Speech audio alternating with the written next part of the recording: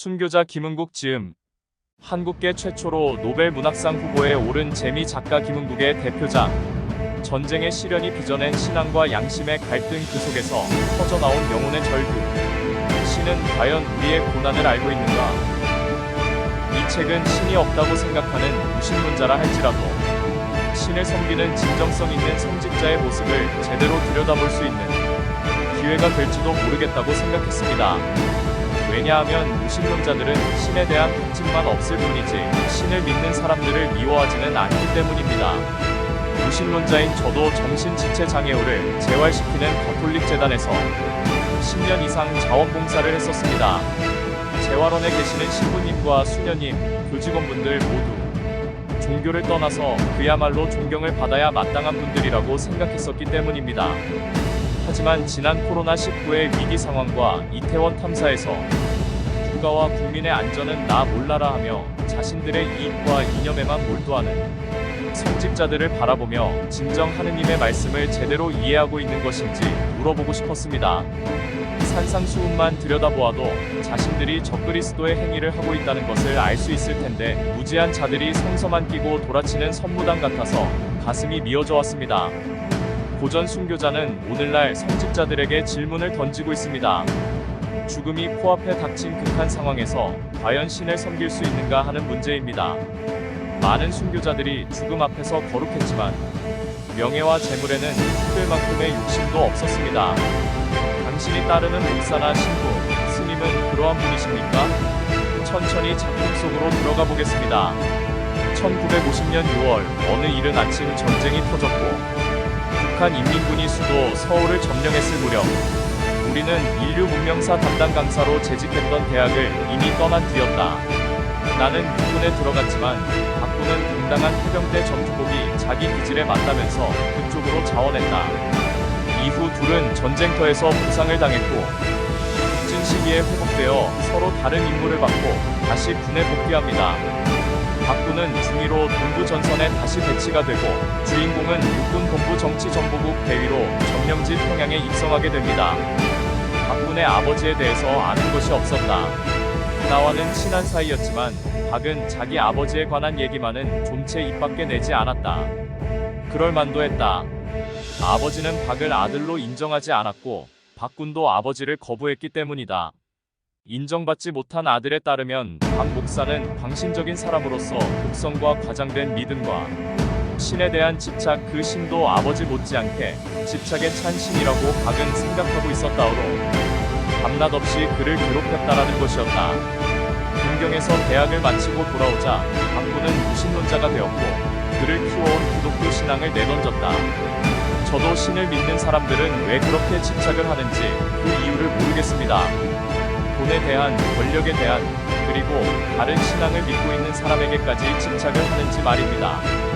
대면 예배에 집착하는 것을 보면 저들의 신은 한정된 장소와 한정된 시간에만 나타날 수 있는 하나님이란 얘기인가 봅니다.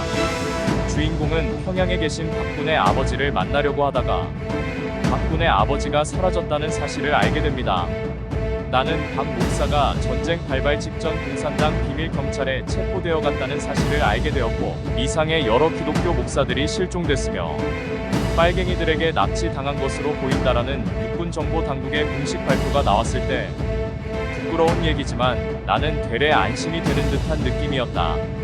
주인공 또한 박군의 친구라고 하면 박의 아버지가 어떻게 나올지 몰라서 두려워했던 것입니다. 박군의 아버지는 이미 죽은 후였다. 나는 그의 죽음을 방금 부대장으로부터 전해 들었다. 박군 아버지 죽음에 어떤 이유가 숨겨져 있는 것은 아닐지 의문이 드는 대목입니다.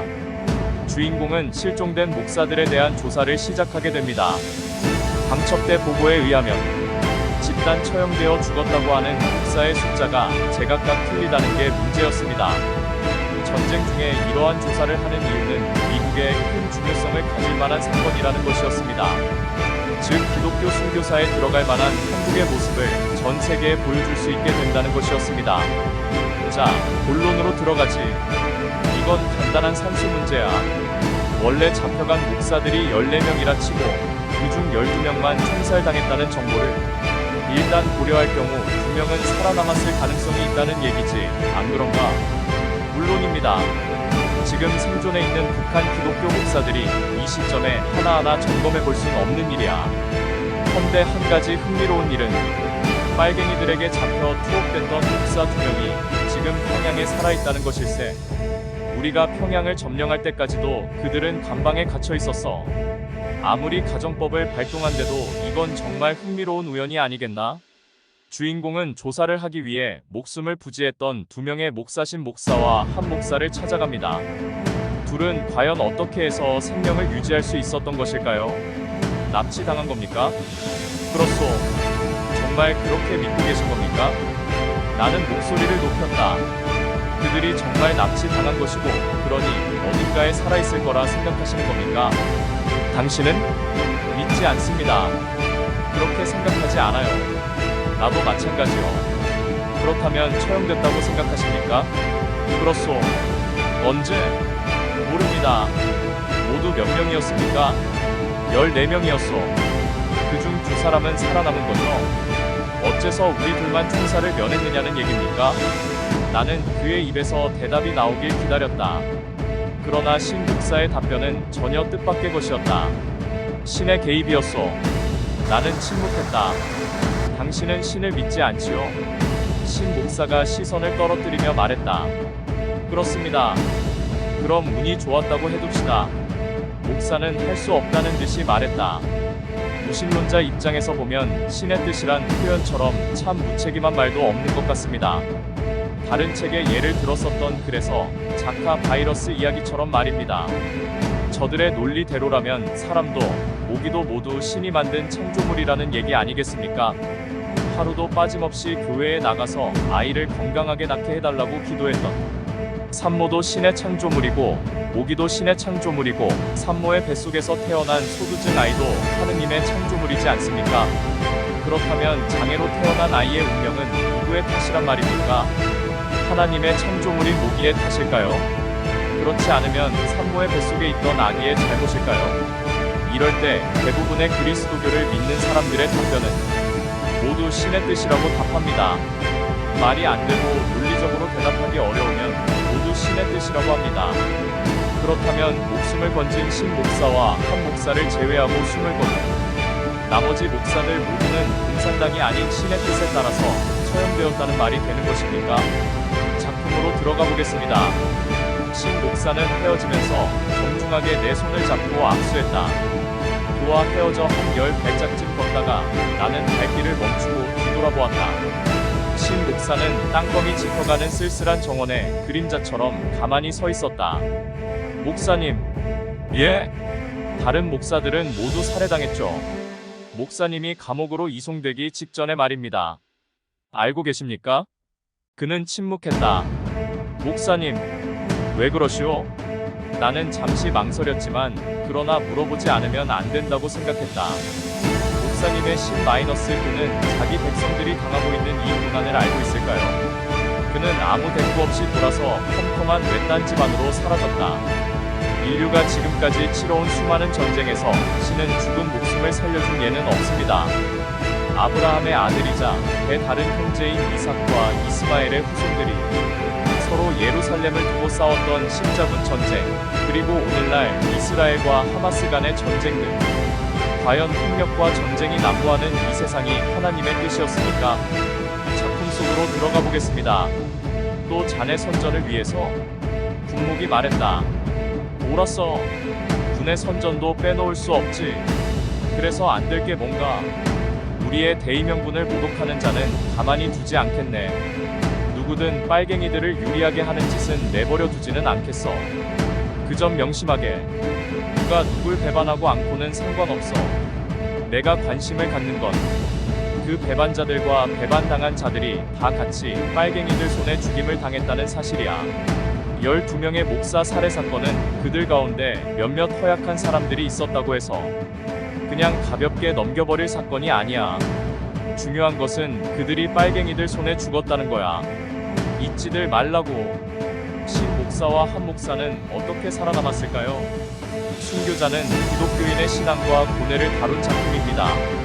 신에 대한 믿음이 강한 분이라면 한 번쯤 읽어보고 자신의 믿음에 대한 신앙심을 다시 한번 돌아보는 계기가 되었으면 좋겠다는 생각이 들었습니다. 누가 진정한 성직자인지 작품 순교자를 통해 느껴보시길 부탁드립니다. 신 목사가 뼈만 남은 한 목사의 손을 잡았다. 나요, 내가 왔소. 내 말이 들리오? 내가 왔소.